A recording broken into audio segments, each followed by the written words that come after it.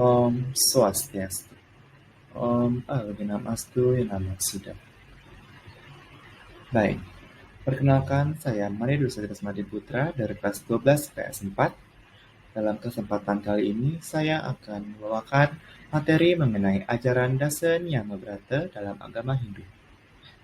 Dalam presentasi kali ini, saya akan membawakan 3 submateri, yaitu yang pertama mengenai pengertian Dasa Niyama-Brata, yang kedua bagian-bagian dari Dasa Niyama-Brata, dan yang ketiga contoh pelaksanaan Dasa Niyama-Brata. Baik, kita masuk ke materi yang pertama, yaitu pengertian Dasa Niyama-Brata. Sama seperti Dasa Yama-Brata, Dasa Niyama-Brata juga berasal dari bahasa Sanskerta yang terdiri dari 3 kata, yaitu yang pertama Dasa berarti 10, yang kedua Nyama berarti pengendalian dalam tahap mental, yang ketiga Brata yaitu keinginan atau kemauan. Jadi, Dasa Yama-Brata berarti 10 macam pengendalian keinginan dalam tingkat mental untuk mencapai kesempurnaan hidup. Baik, materi yang kedua yaitu mengenai bagian-bagian Dasa Niyama-Brata. Yang pertama, dana, artinya pemberian sedekah. Yang kedua, ija, artinya pemujaan terhadap ide Sang Yang Widi dan leluhur. Yang ketiga, tapa, artinya menggembleng diri. Yang keempat, dhyana, artinya tekun memusatkan pikiran terhadap ide Sang Yang Widi. Yang kelima, swadhyaya, artinya mempelajari dan memahami ajaran-ajaran suci. Yang keenam, upastanigraha, artinya mengendalikan hawa nafsu. Yang keenam, brata, artinya taat akan sumpah. Yang ke-8 artinya upawasa, artinya berpuasa. Yang ke-9 mona, artinya membatasi perkataan. Dan yang terakhir, snana, artinya bukan penyucian diri sendiri setiap hari dengan jalan membersihkan badan dan bersembahyang. Materi selanjutnya yaitu contoh dari pelaksanaan Dasa Niyama-Brata. Yang pertama, dana. Membiasakan berderma kepada orang yang sedang menderita atau mengalami kesusahan dalam hidupnya. Yang kedua, kekayaan berupa harta benda bersifat tidak kekal dan dibawa mati. Maka, sisihkanlah sebagian harta itu untuk beramal. Yang ketiga, berikanlah sedekah kepada orang yang membutuhkan. Yang keempat, lakukanlah sedekah pada waktu yang tepat. Misalnya, pada waktu orang kesusahan dan saat tertimpa bencana. Yang kelima, berikanlah sedekah kepada orang miskin atau orang sakit. Dan yang terakhir, berikanlah sedekah kepada pengemis dengan ikhlas. Janganlah marah kepada mereka atau mengusir mereka. Berdasarkan pada waktu pemberiannya, dana dibagi menjadi 4 tingkatan menurut Slokantara 17 sebagai berikut. Yang pertama, dana yang diberikan di bulan purnama dan bulan mati atau tilam menyebabkan 10 kali kebaikan yang diterima. Yang kedua, dana yang diberikan pada bulan gerhana membawa pahala 100 kali. Yang ketiga, dana yang diberikan pada hari suci Strada menjadi 1000 kali lipat. Dan yang keempat, sedekah atau dana yang diberikan di akhir juga, pahala kebaikannya akan tidak terbatas. Lalu, menurut pada tingkatannya, dana dibagi menjadi 4 juga, yaitu menurut Slokantara 21 sebagai berikut. Yang pertama, pemberian berupa makanan itu mutunya kecil disebut kanista dana. Yang kedua, pemberian berupa uang atau pakaian mutunya menengah disebut madhyama dana.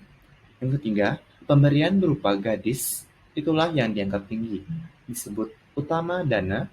Dan yang keempat, pemberian sedekah berupa ilmu pengetahuan itu mengatasi semuanya dan membawakan kebajikan yang besar disebut dengan ananta dana.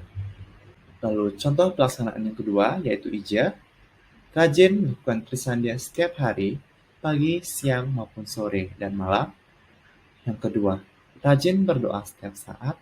Yang ketiga, rajin melakukan persembahyangan pada hari raya. Dan yang keempat, rajin melakukan meditasi atau berjapa. Lalu yang ketiga, yaitu tapa, berarti diri mengendalikan pikiran seperti berusaha untuk berpikir jernih, berpikir yang baik agar tahan uji terhadap masalah yang mengganggu pikiran. Yang kedua, latihlah mengendalikan keinginan, misalnya memenuhi keinginan sesuai dengan kebutuhan, sesuai dengan kemampuan, dan menghindari keinginan yang menimbulkan kerugian baik bagi diri sendiri maupun orang lain, agar tahan terhadap uji pengaruh buruk keinginan tersebut. Yang ketiga, berlatih hidup sederhana agar tahan uji terhadap penderitaan.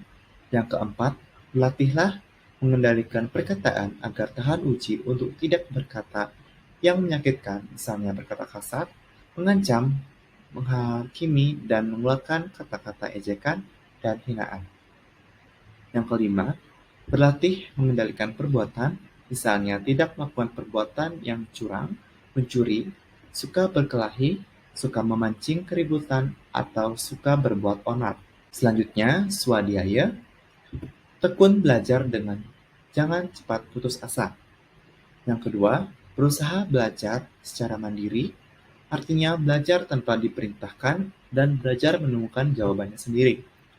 Yang ketiga, jangan malu untuk bertanya pada orang lain tentang suatu masalah yang tidak dimengerti atau tidak diketahui. Yang keempat, rajin membaca buku kerohanian dan buku-buku lain yang berguna dalam kehidupan. Yang kelima, mengamalkan ilmu pengetahuan dalam kehidupan sehari-hari. Selanjutnya, upastadigraha. Yang pertama, menghindari berduaan dengan lawan jenis di tempat yang sepi. Yang kedua, menghindari berpakaian yang ketat atau seksi yang bisa mengundang hawa nafsu seseorang. Lalu, menghindarkan diri dari pikiran yang kosong agar tidak berpeluang menghayal terhadap hal-hal yang negatif. Selanjutnya, brata.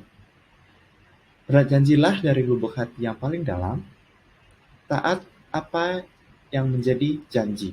Seperti, saya ingin menjadi orang yang berguna, saya ingin menjadi orang yang berbakti kepada orang tua, saya ingin menjadi orang yang berguna dalam keluarga.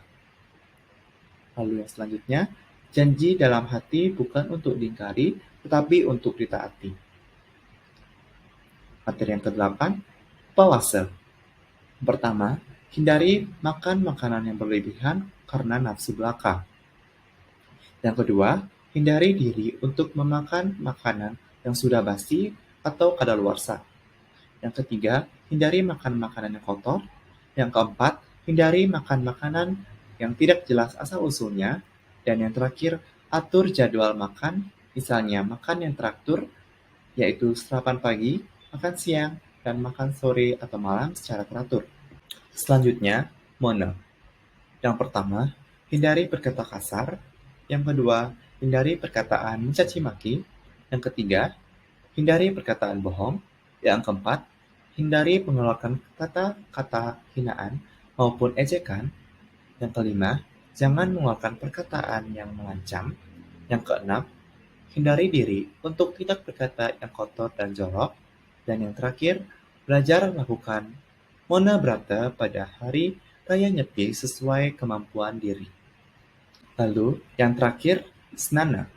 Yang pertama, rajin mandi 2 kali sehari, yaitu pada pagi hari sebelum sekolah dan sore hari. Yang kedua, rajin merawat badan, misalnya memotong rambut yang panjang, memotong kuku, menyikat gigi, cuci pakaian sendiri, mandi dengan menggunakan air bersih, dan memakai sabun. Yang ketiga, rajin sembahyang, baik di sekolah dengan puja Trisandya dan di rumah di sore hari melaksanakan Trisandya dan Ramaning sembah. Lalu yang keempat, rajin melakukan pranayama untuk mencucikan pikiran. Dan yang kelima, jujur dalam hidup. Sekian materi yang dapat saya sampaikan pada pemaparan materi kali ini. Mohon maaf jika ada kesalahan kata yang disengaja maupun tidak disengaja. Saya mohon maaf, dan akhir kata saya ucapkan terima kasih dan Om Santi Santi Santi Om.